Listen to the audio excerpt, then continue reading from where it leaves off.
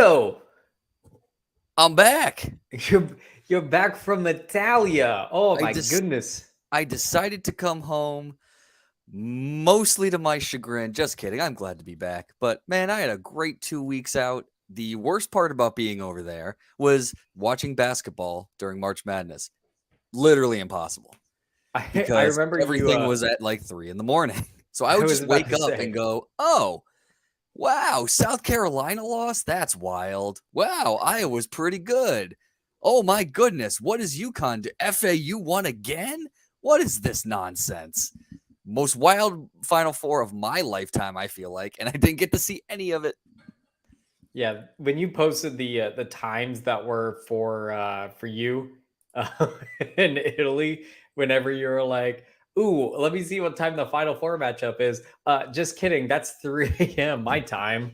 I Nope. don't blame you for missing those, but I had flashbacks when we were in London during bowl season, me staying up till 2 in the morning to watch, or 1 in the morning to watch USF and Marshall in the Gasparilla Bowl. And damn it, that was a mistake. yeah, idiot. Why would you do that? I don't That know. was- It was terrible. But like I could I have told did you so that. strangely enough, the national championship game, I woke up early enough because that was our travel day back. I woke up early enough to see that UConn won. So who's the real loser? Yeah, not the Uh, Gasparilla Bowl. Well, Vito, it is so good to have you back, and technically both of us are back because I took last week off to relax and recuperate after two straight solo shows. Just took the wind out of my sails, but it's good to have it back. A lot's happened in the last 2 weeks, notwithstanding a new hire. But before we get into that, introductions, welcome back to another episode of the USF Roundup. More importantly, it is your co-host for the evening at Robert Stieglife at Anthony Vito underscore. We are here to talk everything and anything USF Olympic sports. So you're oh, non-football related we're not talking about the USF Rays? athletics. We could talk Uh, about the undefeated 10-0 Rays. We talking about those tonight? we talking about the Rays, baby. 10-0. Go to the 10 games, and people. 0. Go to the games. Beat the Red Sox 1-0 tonight before we logged on. Um, we have a lot to talk about, so we won't talk too much about the Rays, but it is freaking cool. Let's go. It is Or it is as they great. say in Italia, vendiamo. I had to do it that And way. we're gonna do a lot of these tonight. It's nice to get your like gratification of hey, the Rays haven't played anyone in their first three series. Play someone good. You're playing up against the equivalent of UAB in football, and then they go out and beat our historic rivals there with a Brandon Lau home run in the eighth. I think it was They, the eighth. it was the eighth, yeah. So Colin Pache got out of a guy in second, guy in first, guy in second jam with a really awesome web gem of a play, and then immediately in the bottom half of the inning, Brandon Lau just takes him yard. We love it. We absolutely love it. Tickets are cheap. Support locals. Support our friends in the Bay. That's all we can ever ask for. But the purpose of the show, we're here to talk about Taylor Swift. We are. We hope you got your tickets. Stieg and I did. We'll be there Friday night. Not Yep, at the that's the only spring thing I'm game. doing Friday night. Yep. Um, no, I have a plug Just for kidding. the I'll have a plug for the spring game here in a minute, but Mhm. we'll focus on USF Olympic sports, and we'll talk with basketball for a second because to get you up to speed, Vito, because I know you missed it and you definitely didn't see this while you were in Italy. USF has a new head basketball coach and Coach Amir Abdur Rahim, who came over from Kennesaw State. So he took Kennesaw State, who had been a perennial loser in Division One men's basketball, into an NCAA tournament team that became this close from upsetting a historic dominant powerhouse in Xavier in the Big East. That close to upsetting Xavier, didn't quite get there. He's our new head basketball coach. We could talk about the good that has happened in the last 2 weeks here since then, which is USF has three transfers from Kennesaw State who have transferred in, and they are three quality transfers from Kennesaw State, which is probably the best news of all. And I had the names on my phone, and then I lost them. So give me a second while I fix this. Well, while you do that, I will tell you a funny story. As I told, when we flew to Italy, we were plus 5 hours, and then they also had daylight savings time. So while we were there, we lost an hour. So then we were plus 6 hours. So there'd be times where like all the night in the evenings here, there'd be news and there'd be banter and there'd be conversations, and I'd be asleep. So I would wake up and I would just like read it and I'd go like, oh, hey, look at that. Looks like we're going to have a new head coach before we fly over, and Notre Dame, former Notre Dame head coach Mike Bray. This is going to be great. I'm so excited. That seems fine. I'll convince myself of that. And then I wake up one day in Italy, and Steeg's like, yeah, that's not happening. Oh, okay. It might be Ryan Odom. I'm like, whoa, man, the Utah State coach? That's really cool. This seems really fun. And like literally 4 consecutive days, I would go to sleep, go like, we don't have a head coach. Maybe I'll wake up, we'll have a head coach. We didn't have a head coach. Then all of a sudden that fell through, and it was a mad sweep. And when it was Abdur Rahim, that was early on, you guys talked about how that would be a really home run hire. So I was really glad to see that it was able to still keep that going. And kind of feel bad for the FAU coach because he probably could have cashed in real hard, but he was in the Final Four, so he could not. Oops. He'll get fined. He'll get paid like $4 million a year to go coach Indiana next year once they fire Mike Woodson. But nonetheless, 3 transfers in for USF. Kennesaw State transfer Casey Jennings, Chris Youngblood, and Brandon Stroud all transferred in from Kennesaw State into USF. Those are 3 very high quality guys, 3 starters for most of the year for those 3 for Kennesaw State for the Owls. Brandon Stroud was the Atlantic Sun Defensive Player of the Year. Chris Youngblood led the Owls in points last year, and Casey Jennings was a decidedly role player who played a big part in Kennesaw State's offense last year. So 3 very high quality guys to get the wheels back turning properly for USF men's basketball in the proper direction. But then on the other side of the gambit, and I think it's probably easier at this point to discern who is left from USF men's basketball rather than who has transferred out. There are 3 players left from the USF roster, notwithstanding any of the guys that have transferred out. You have Sam Hines, you have Corey Walker, and you have Sultan Miguel. So you are left with right now 6 scholarship athletes. So Coach Amir has a little bit of work to do. In case you're wondering, there is a really good reason why Sultan, Corey Walker, and Sam Hines are the 3 that are left. It is a lot more difficult to transfer twice in collegiate men's basketball than anything else. There are special waivers you have to get. The rest of the guys that did transfer, and I'll look to a guy like Russ Chewa, who a fan favorite, and I wish him nothing but the best. He's a grad transfer, so his transfer is a little bit easier after transferring in from Texas Tech. So I think if it was up to some of the powers that be, there was a chance that you would have no one left on the team at this point. And then Anthony Robinson, the true freshman who was signed his national letter of intent with USF a couple months ago, he is staying committed.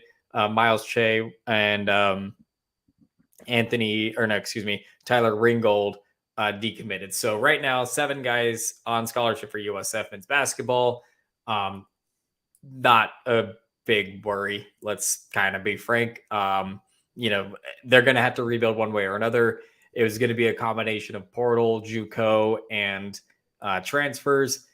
Not a big deal. He'll piece out the players. Staff wise, there's been a few rumblings of whom he is going to bring on. Maybe some Kennesaw State assistant coaches, and maybe another guy from another mid-major or a low-major program.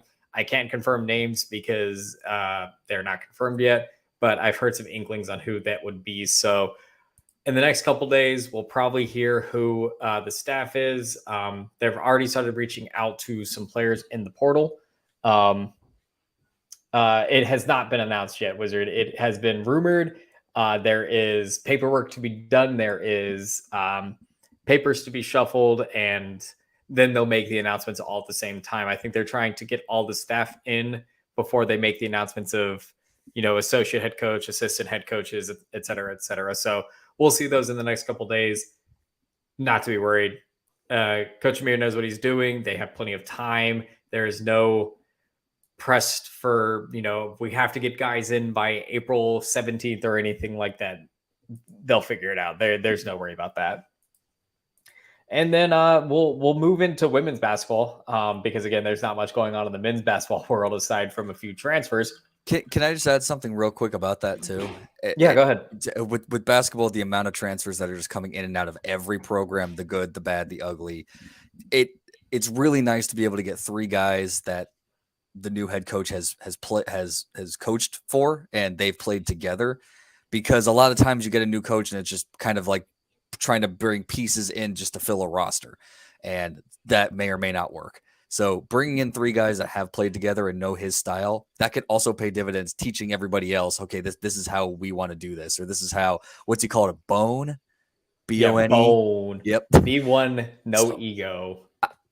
And you know what? I think that's a real, I know it's like, well, it's Kennesaw State. What are we? Well, it's at some points, like they went to the tournament, they played really, really amazing. Having these guys all come in together could pay dividends later on. It seems better than like that first year with Brian Gregory, where you just brought a bunch of transfers in that played a year. It was just to fill the roster. So I'm looking forward to it. I mean, I listened to the intro press conference after I got back, and I mean, presses all the buttons. It seems like a great guy, and I'm looking forward to it. It's got me a little more excited about men's basketball. So there we go. Oh yeah, no, he's got some fun traits about him. He's doing a lot of grassroots stuff, which is fantastic to see as well. Mm-hmm.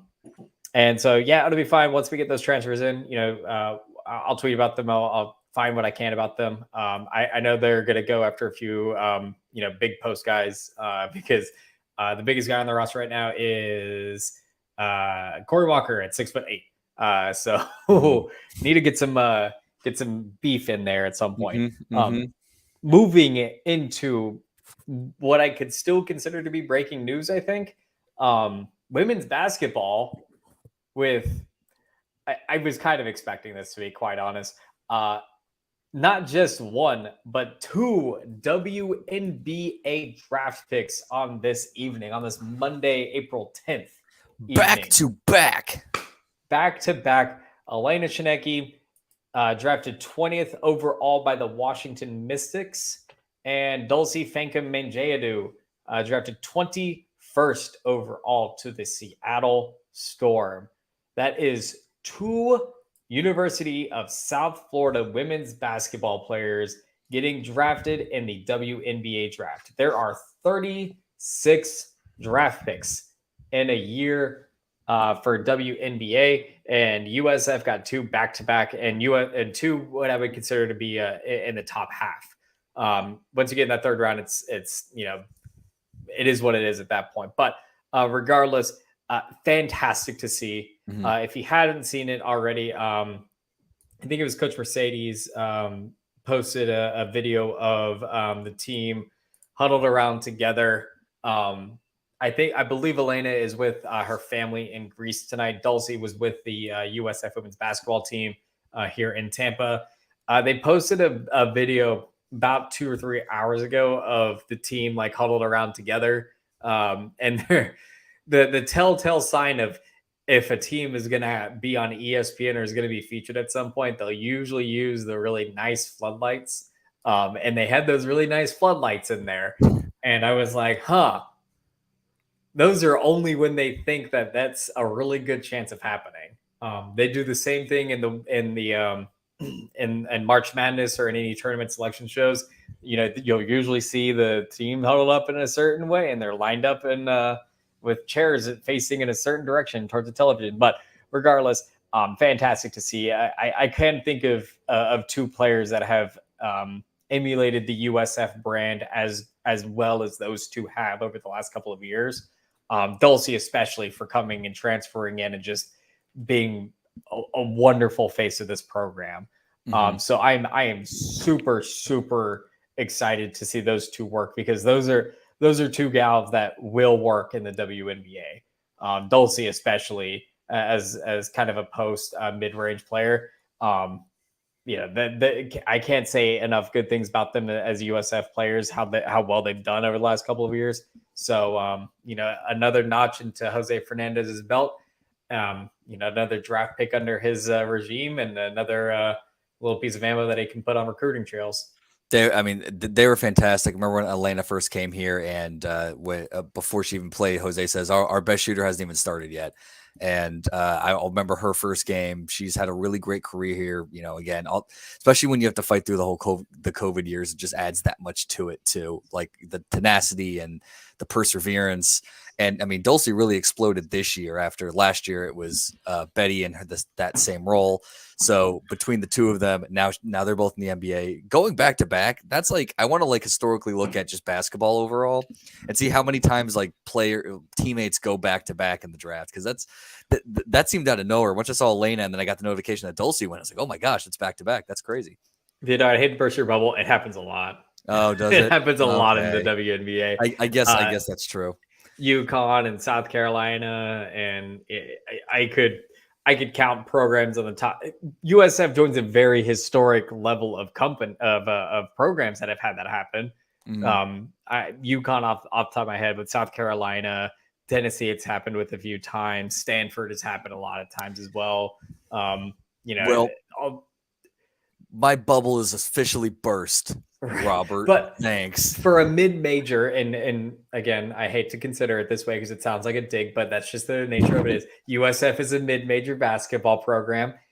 That doesn't really happen in the mid-majors. Mid-majors usually will get lucky to get one person drafted, let alone two back-to-back in the second round like this.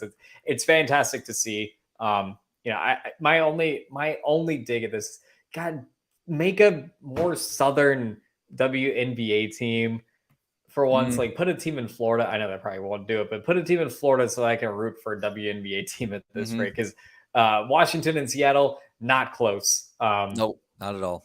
Not even close. And they rarely will play Atlanta. So that sucks. So our chances of seeing a wild Elena Shineki or Dulcie in the WNBA are slim to none. But who knows? Maybe I'll get a few jerseys for it.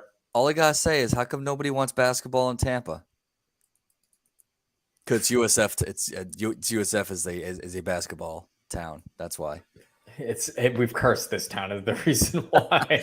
If we're going to be specific, no, but we'll again, super excited for Dulcie and Elena. We'll keep tabs on recruiting for USF for women's basketball. They had a transfer out today. They were hosting a girl over the weekend as well. So there was a few changes that have happened over the last couple of days, but we'll keep tabs. Transfer. Oh God, I wish. I did post in the Discord who I think it might be under my best guess. But again, my sources on this one are not as solid to give it. So we'll see if I'm correct. But another reason to join the Daily Stampede Discord. It is free to join. Just follow us here on Twitch and you'll get access to our Discord where we talk about women's basketball. We'll talk about food and our favorite places to eat. Vito was posting a lot of stuff in Italy. There's a lot of photos. A lot of stuff happening there. And not even that. We had somebody who said that they're going to Hawaii and just asked for random recommendations, and they didn't even know that there's someone who lives in Hawaii in the Discord and gave them a bunch of recommendations. Just stuff like that. We talk about TV. We talk about wrestling. We were talking about golf in the game threads. There's something for everybody, and we also have a little suggestion box for anybody who wants to talk about anything. And so far, so good. We haven't had any issues with anybody, and it's been a really nice community. So please join us. And it is as for now through the fall, all the recruiting news you get is free. So anything that Robert Stieg Life over here has for you, or anything that the Daily Stampede staff or its contemporaries has for you, is free in the Discord. So come on in. I'm assuming if you're here, you're probably already joined, so we can move on. That's more for the podcast, folks. But we'll move into men's tennis, and we're going to quickly glance through these because again, we were gone for 2 weeks. We're not going to bog down into the details of these games, but just quickly, men's tennis is sitting at number 53.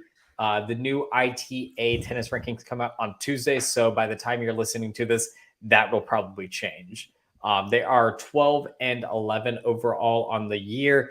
Again, take the record, toss it out the window. Just look at the rankings that they give throw the record out the window, look at the rankings because the rankings are what's most important when it comes time for the NCAA tournament. The ITA rankings are more important at this point. So USF got a few good got a good resume booster over the weekend. They defeated number 50 SMU 4-3. However, the rest of the weekend didn't fare as well. They lost to Tulane, number 43, Tulane 1-4. And then they unfortunately lost to number 57 UCF 4-3 in what I would probably consider to be the most paid attention to tennis match in the history of the Daily Stampede Discord. Bruno Oliveira was in a 3-set tiebreaker that lasted an hour and 10 minutes after the 5th singles set had finished. So Bruno's match went very, very long compared to the rest of them. Went to a 3rd set tiebreaker, went to a tiebreaker within that 3rd set, and he lost 8-5 in that third set tiebreaker to lose the match there. But none of these losses were major hit losses, and that win against SMU is actually going to be a good boost up for them. They host Tulsa this Friday to close out the regular season, and once they're done with the regular season, we'll move into the conference play. I suppose at this point that the ITA already has their minds made up on who is going to be in the NCAA tournament or not. So if USF is still ranked after this week, I'm fairly confident in saying that they will make the NCAA tournament. But we'll see how the rest of these last couple of matches go for them. You can see how tight-knit that the conference is. Like USF is number 53, SMU's 50, Tulane's 43, UCF's 57. So there's a lot of tight-knit rankings there. So I mean, so even those losses are, I hate to say the word, quality losses. Right. And SMU is up there as well. I think SMU was like number 51 or something like that. So it's the AAC is a very high quality conference. It just sucks that for the last like 5 matches they played the ranked teams back to back like that. Mm-hmm. But moving on over to the women's side of things, again, the most improved team on campus, bar none. I will have egg on my face for the rest of my life, and Nate will never let me forget it. Number 60 ranked USF women's tennis is 13-6 on the year. Keep in mind, they won 7 matches all of last season, including the postseason, where they won 2. They won 5 regular season matches all last year. They've already doubled that, going for tripling. They had a pretty great week last week, to put it bluntly. They traveled to Houston to take on a few foes. They took on Rice, where they won 4-3. They lost to FIU 1-4, but then they turned it right around.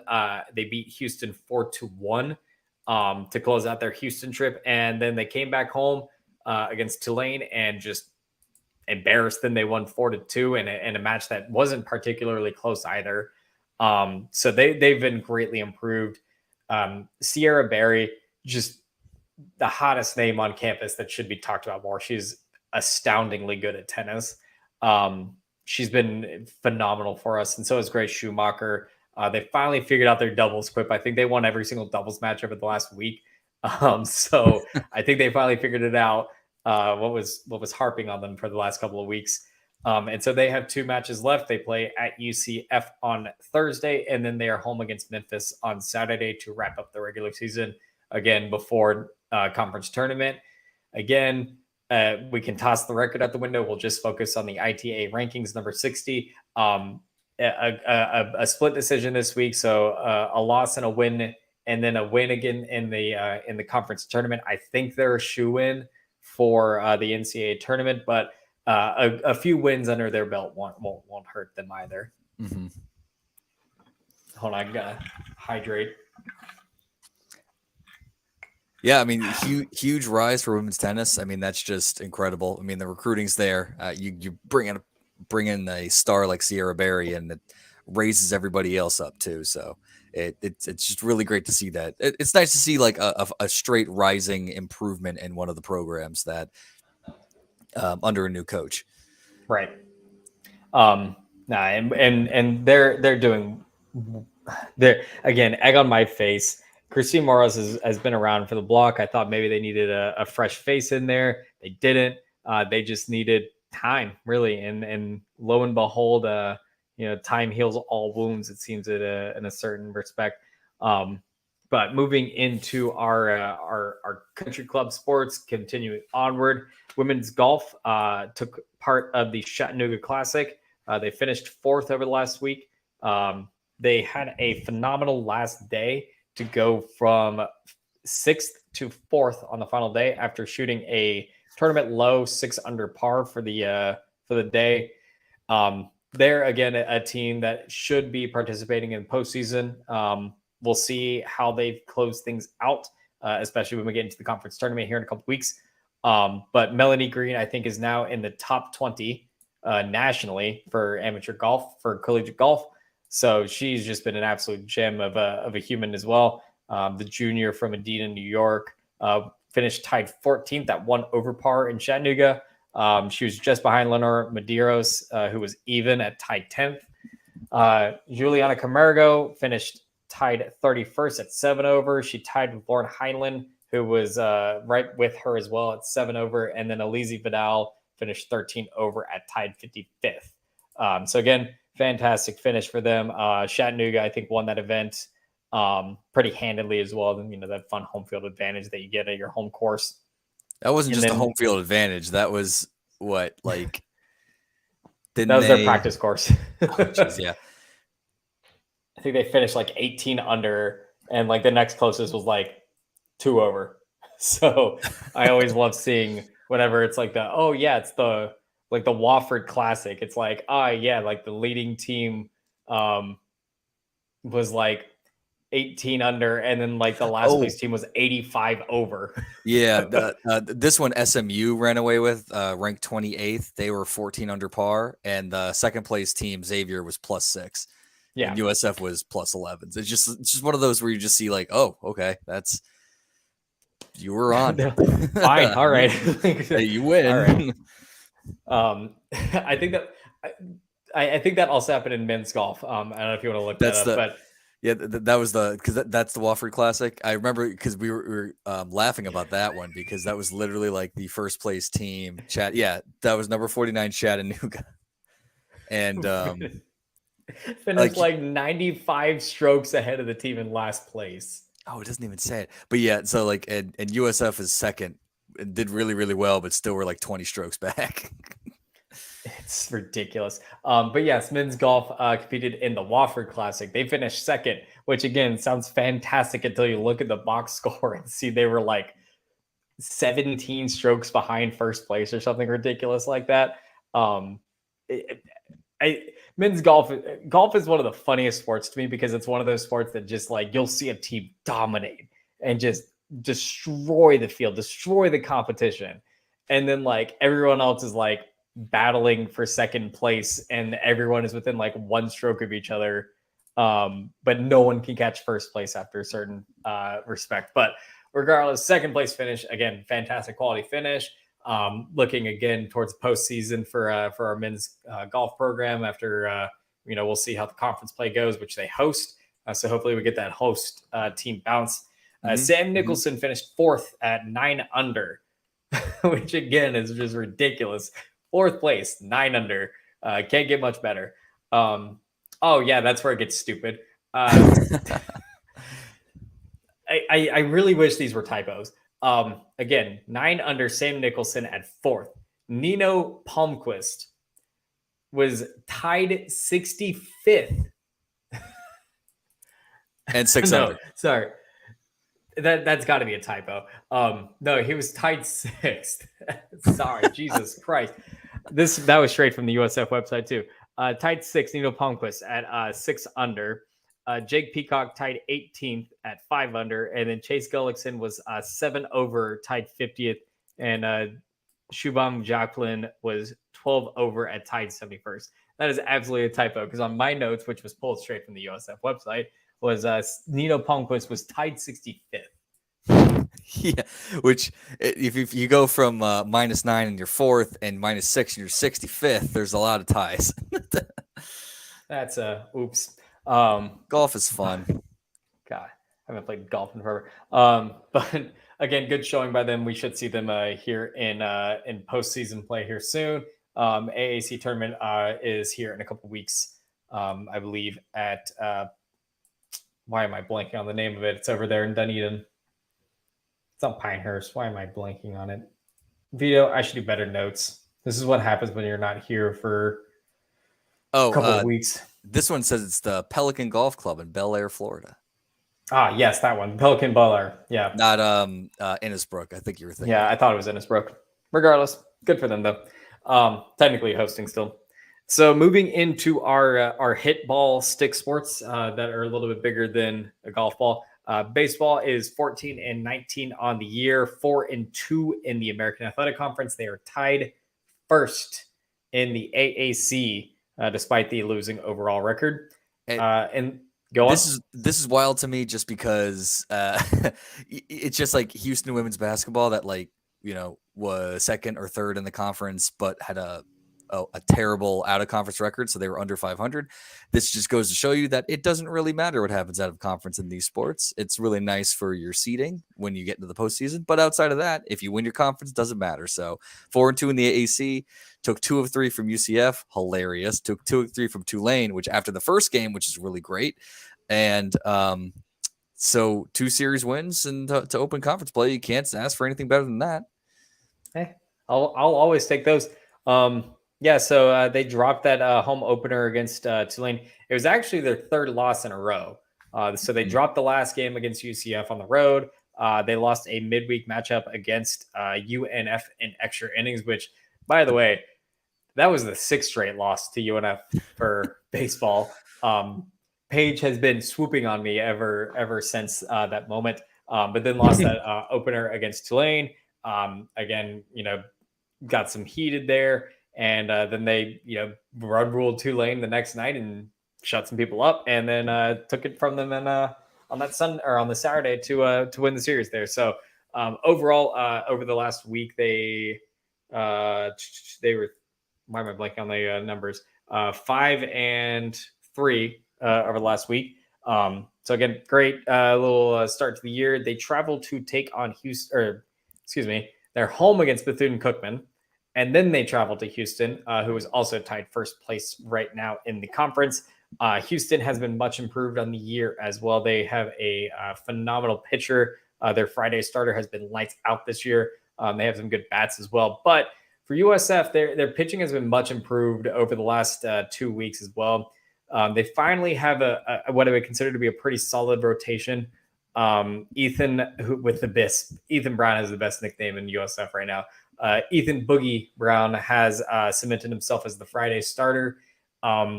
He's pitched phenomenally aside from the first inning against Tulane in that first game. That first inning, and in fact, his first 5 batters faced, he gave up 3 runs just off the top like that, and then shut them down the rest of the way. He had a phenomenal opening series against UCF as well. He's really cemented himself into that Friday role once he gets calm. But not to be outdone, Jack Sievert and Hunter Mink have been your excellent Saturday and Sunday starters as well. Riley Skeen has also come in to be a great closer for the Bulls. They're starting to get their groove back pitching wise, which is great because they are hitting lights out right now. This is one of the best hitting teams that USF has had in years, and it's being led by a true freshman in Eric Snow. Eric Snow has just should have at least been on the honor roll this week, but I digress.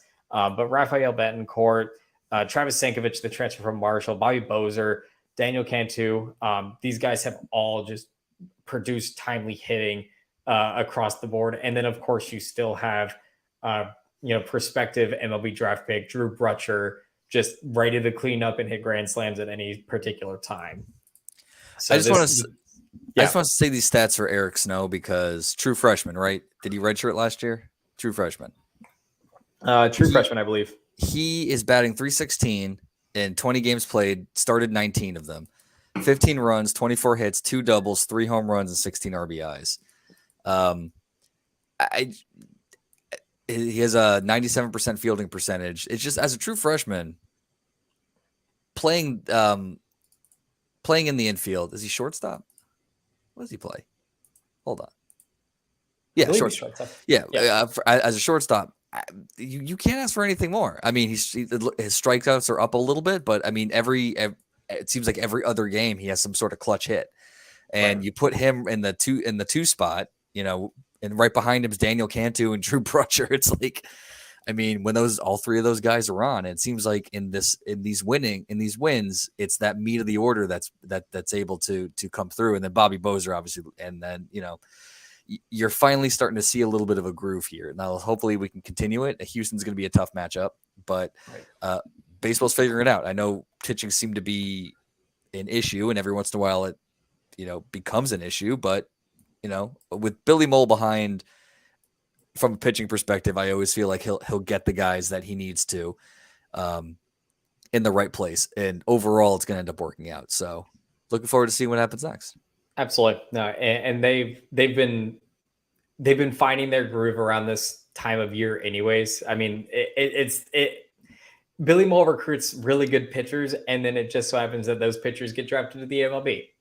Yep. Whether they play in the green and gold or not, they get drafted, and that's a good notch under their belt. And it's just kind of, that's the way that the cookies roll sometimes. Sometimes, your top 3 pitchers plus your top freshman pitcher that would have ended up not coming to campus, and you got to replace 5 guys all of a sudden. Yeah, it's hard I can't imagine having to recruit in that situation. So, funny, we were just talking about USF 14-19, but 4-2 in the AAC. Tulane's 3-3 in the AAC. Do you know what their record is? They're like 6-20. Yeah, they're 9-23. Yeah. What? Ridiculous. Who did they play before? Sorry, that's just. Oh, they were. Those things don't compute to me. It's like, oh well, you're bad, but then how are you good just in these random, against these random opponents? But Tulane traditionally good at baseball, but again, it doesn't really matter once you get the in conference. Anything can happen. So exactly. 4-2, big 3-game series in Houston. Yeah, so we'll see what can happen. But if they can keep it going, traveling to Houston is going to be tough. But tomorrow against Bethune-Cookman at home. So if you're around, go ahead and watch the game. It'll be fun. Oh yeah. I haven't been to a baseball game yet, but now that we're back from Italy and all that planning is over, I plan to do a lot more stuff like that. So looking forward to it. Hell yeah. Yeah, I mean, we're back. We're all fighting for second. No one's going to catch East Carolina. They're too fucking good at baseball. It pisses me off. They're too stupid good. I'm just going to say real quick, just because we kind of eased over it. Hilarious. While I was, again, over in Italy, just waking up and going like, they beat UCF. That's rules. And then the next day, they did it again? And just everyone in the Discord just like, LOL, this is hilarious. What the heck happened? Just well, I mean, I can tell you what happened. Well, if you're in the Discord, you knew about it. Yep. We're not gonna. We won't talk about these out. We'll pull a Greg Love lady. We won't talk about these allegations. Mm-hmm. We're gonna move forward. We're gonna be better in the future. We're gonna move on and try to brush it under the rug. Softball has had a volatile year to start their season for conference play. They're 25-18 overall. They're 6-3 in the American Athletic Conference. They have swept ECU. They got swept by Wichita State, and then they swept Tulsa, which is just roller coaster. Hey, that's fun. We'll at some point, especially once we get closer to the AAC conference for softball, we'll talk about Wichita State. Usually in these kind of mid-major softball, kind of a little too high to be mid-major, a little too low to be a power conference team. The American always produces at least one school that is really fucking good at softball every season. 3 years ago, it was USF. Last year, it was UCF. This year, it is Wichita State. Wichita State do not take that sweep with anything but That's an elite team. That is one of the best teams in collegiate softball this year. We're going to gloss over those losses because, frankly, just add 3 losses to USF schedule this year for Wichita because they're that good. They're RPI number 24 with a 34-7 record. They're on a 10-game winning streak currently, and they are 17-3 at home. They're one of those elite teams that can go up. And it's Wichita. They're going to be good at baseball, so good at bat sports rather. So in softball, I mean, getting swept by them, they are turning into that elite team. 34-7. That's, my goodness, that might be the most wins. Okay, never mind. I lied. No, then fourth most wins, maybe. I'm looking. Oklahoma's 36-1 because they're Oklahoma. Oklahoma State's 35. Oh my gosh, the Big 12. Wait, part of that 10-game win streak, by the way, for Wichita is over Oklahoma State. Oh, seriously? They beat Oklahoma State like last week. Like right after they swept us, they beat Oklahoma State. It's like, okay, there is a very strong possibility that the softball World Series runs through Oklahoma for multiple reasons because you've got Oklahoma State, and Wichita, who are all very formidable. There is no reason that those 3 teams should not host this year. And I know that sounds stupid to have 3 teams from the same state host like that. They absolutely should. There absolutely should be a Bedlam. There absolutely should be a Stillwater, and there should absolutely be a Wichita regional this year in softball. I'm going to talk to Eric Lopez about this at some point, but regardless, they swept Tulsa this past week. They had 2 come from behind victories included in that with 2 walk-offs, back-to-back walk-offs on Friday and Saturday. Gabriella Nori is back and healthy and was the primary pitcher. We did not see any of Peyton Dixon over the week. I believe she is nursing a little bit of an injury there. She had 13 strikeouts over the 3 games against Tulsa, where she appeared in all 3, some of it in relief. I think the big story, though, from the past weekend for softball is Kathy Garcia Soto has just been a clutch hitting machine. She just finds her way on base and produces runs in some way, somehow. Alex Galagana got the walk off on Saturday, which was funny because they were being no hit until switching gears, going to Sunday, they were being no hit until the 5th, but they still managed to win that game 5-4. So found 2 resilient ways to get some victories under their belt. And they've just been they found their groove again. Ken Erickson, we should never doubt for any particular reason. He's got his team humming in the right direction. This week they've got a weird schedule. They traveled to Stetson they traveled to Gainesville to play Stetson twice and Florida twice on Wednesday. Oh, so they play, they play Stetson twice on the 12th. And then they play Florida twice on the 12th. And I can't quite figure out I don't think why. That can't be right. Hold on. I paused at it, but I was like, I'm going to put it anyways. And then they traveled to take on UCF this week, which will be a battle for, again, basically a battle for second place because, frankly, no one is going to be catching Wichita State anytime soon on the softball side of things. UCF was picked first in the American Athletic Coaches Poll this year. They have not quite hit expectations just yet, but they are still formidable. They have fantastic pitching and fantastic hitting as well with Jado Cody there. So something to watch out for. We'll see what Ken Erickson can cook up with the team. Yes. So it's actually, so they have the weekend off. So they do a doubleheader on the 12th against Stetson and DeLand, and a doubleheader on the 19th, which is next Wednesday against Florida. Okay. That's what it is. That weekend they play, man, that stinks. Wish that was swapped. Then they play UCF next weekend. Oh, of course. Why do they get this weekend off? Oh, because Taylor Swift weekend. Duh.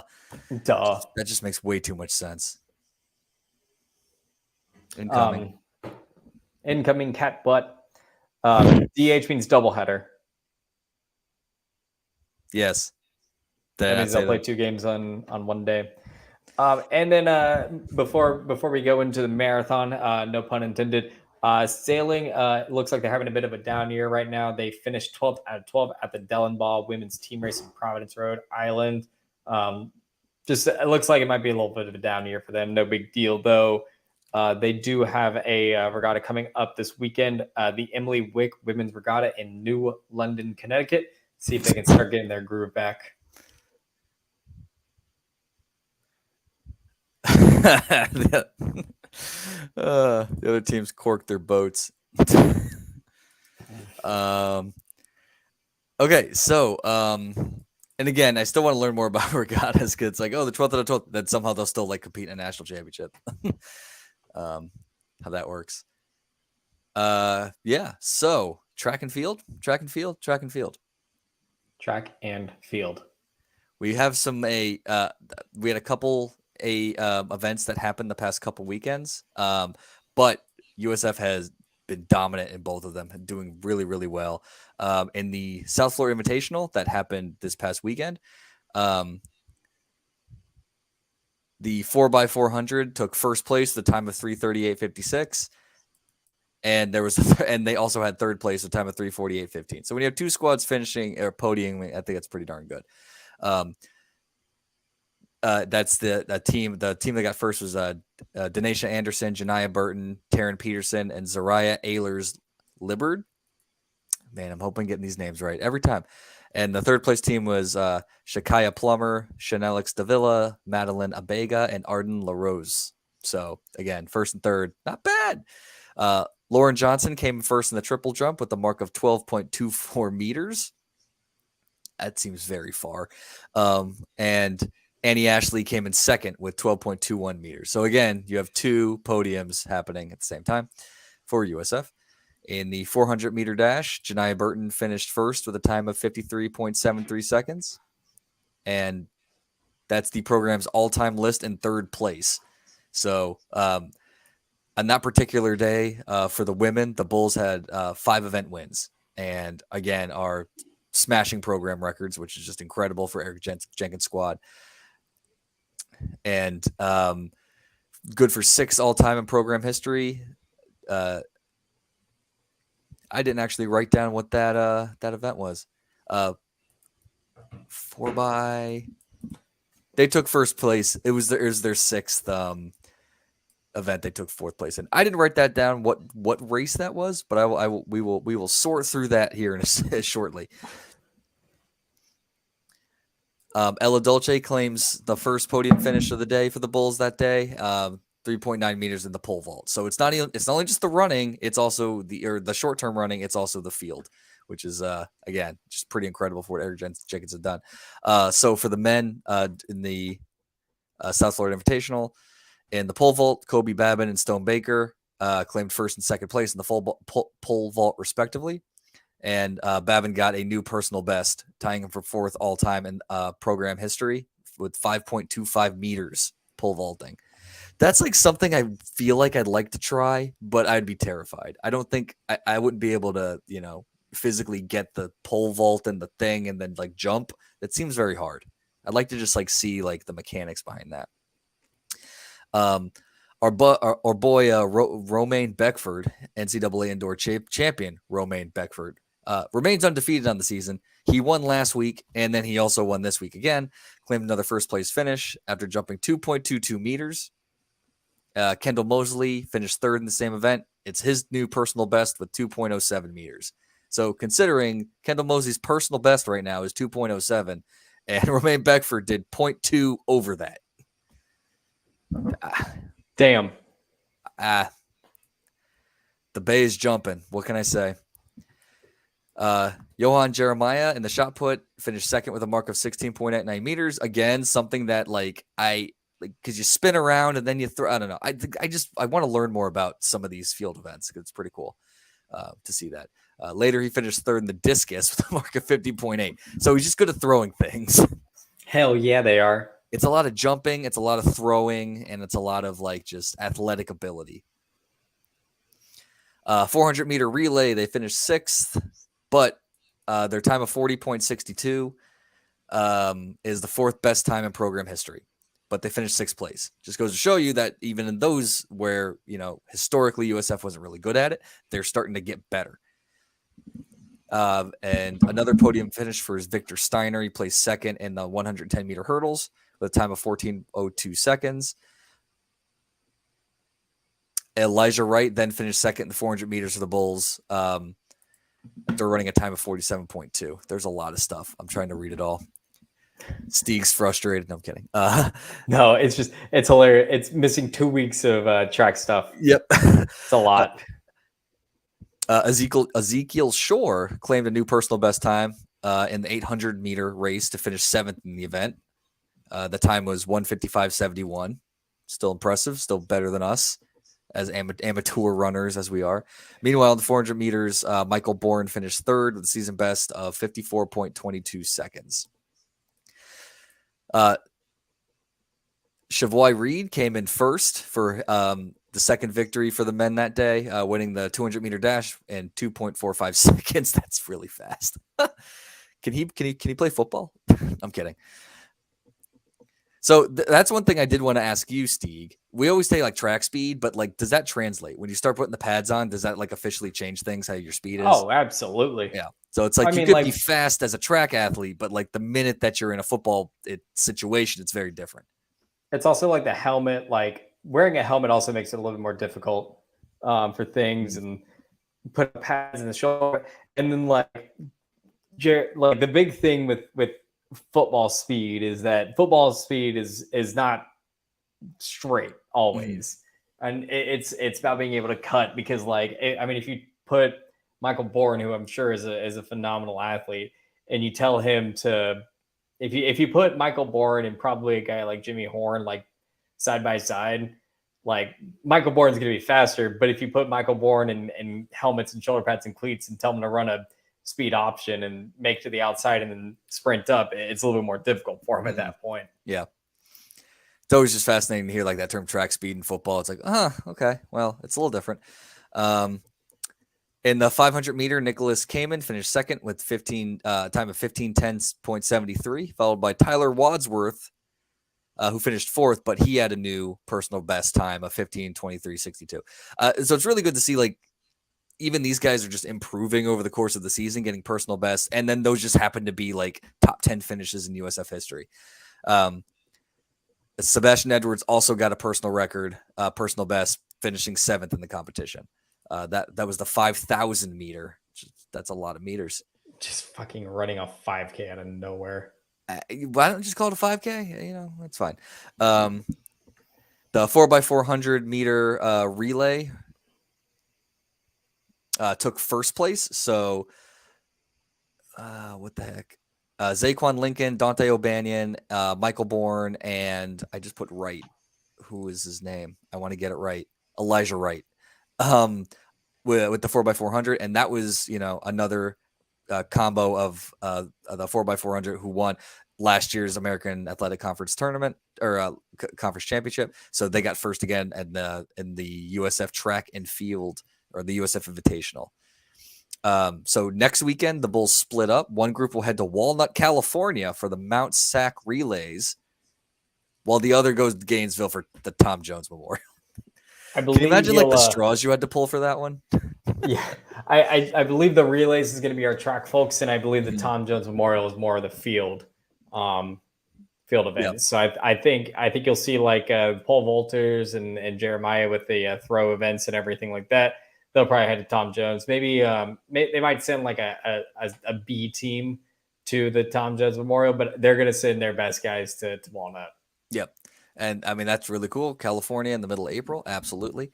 So they split those. Okay. So there's that. They have another split the weekend after. And then after that's the outdoor championships, May 12th through 14th. Hell yeah. They have a month before that. Track and field ends up kind of wrapping up Olympic sports right before baseball and softball do. So yeah, we'll see how they do. Again, Romaine Beckford's still undefeated. It's in the middle of April. Yeah.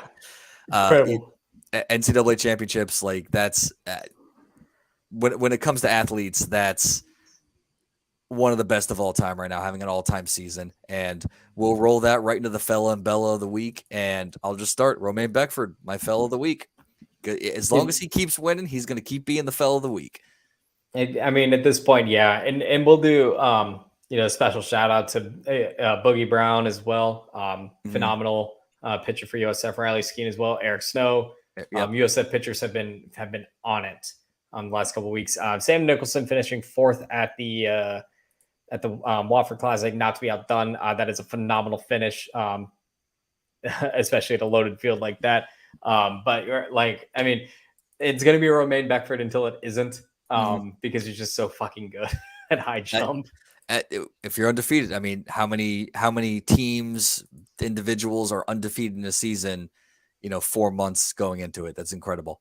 Yeah, absolutely. And then on the Bella side of the week, and it again, I have a broken record at this point. Sierra Berry continues to be really fucking good at tennis. Yep. She was down. She lost her first set against Tulane, 1-6. Then she won the next two in very convincing fashion. So Sierra Berry continues to be really fucking good at tennis. USF's ace on the women's tennis program should be ranked. I don't know why she isn't as singles, but I'm not going to complain too much. She is always going to be my Bella of the week. Yep. And as much as Romaine Beckford's the bit for me, she's the bit for you, but Sierra Berry again is just killing it and has since last season, and that's really just helping pick up the team do as well as they've been doing. I picked Gabrielle Nori because after being absent for a few weeks with injury, it seemed like she's come and she dominated this weekend against Tulsa. 7 innings pitched on the 6th with 5 strikeouts. Came in relief with 2 innings pitched hold on, I said that right. Yep, 2 strikeouts on the 7th, and then came in on the 8th, 5 innings pitched, giving up 4 runs, but with 4 strikeouts. Just kind of coming back and taking control and helping USF sweep Tulsa, who traditionally is good at softball. It doesn't look like they're at this point of the season so far, but still, that's really solid. And this is the first time I've seen USF in a very long time have multiple starting pitchers who can pitch very well. And I know it's like you don't have anyone the quality of Georgina Korick, but you have a lot of different pitchers who can pitch successfully. And when the offense is rolling, this team can win. And it's like, this is very good where they're at right now in 3rd place. Let's see what they can end up doing the rest of the season. But Gabrielle Nori, Bella of the week. But also, and again, we said at the top of the show, and we'll say it again, Elena Shanecki and Dulcie Fankham-Menjedu are honorary Bellas of the week because back-to-back draftees in the WNBA draft. Absolutely love to see it. Your AAC co-players of the year. We're always, back-to-back on who are the players of the week, honor rolls. That just one and the same. They're two very, very good players, great ambassadors for the school. Super excited for them, and looking forward to watching them in the WNBA as the amount of WNBA players from USF grows. It's pretty cool. Which is amazing. But before we wrap up here, the USF football spring game is this Friday at Corbett Soccer Stadium on campus at the University of South Florida there. The game starts at 7. There are a lot of fun. There is a lot of festivities. There is a lot of ways to get free beer at the USF spring game this Friday. So is there really? Oh yeah. Oh my God. There are ways, my friend. There are ways. But so the festivities start around I think like 5 o'clock. There's a lot of pregame activities. There's gonna be postgame fireworks. It should be a good time had by all. There are special events going on by different groups. So make sure to check it out. I will be there. I believe Nate and I believe Seth are going to be there as well. Vito, will you be there? I got to figure out if I'm going to be able to get out of work, but it's looking good. So I'll let you know if it ends up happening, and we'll try to see if the buddies can go out as well. We have some family coming into town this weekend, but I think it's not going to affect the spring game. I'm glad it's back on campus. I've always loved it when it was on Corbett. Ray J's always fun, but it's just great to be on campus and get out of work and just head over there. Absolutely. That'll be fantastic. So we'll look to see people there. But for the USF Roundup, it's me at Robert Stieglife, and it is you at Anthony Vito. Thank you for watching. Thank you for tuning in. Go Bulls. Go Bulls. Mamma mia.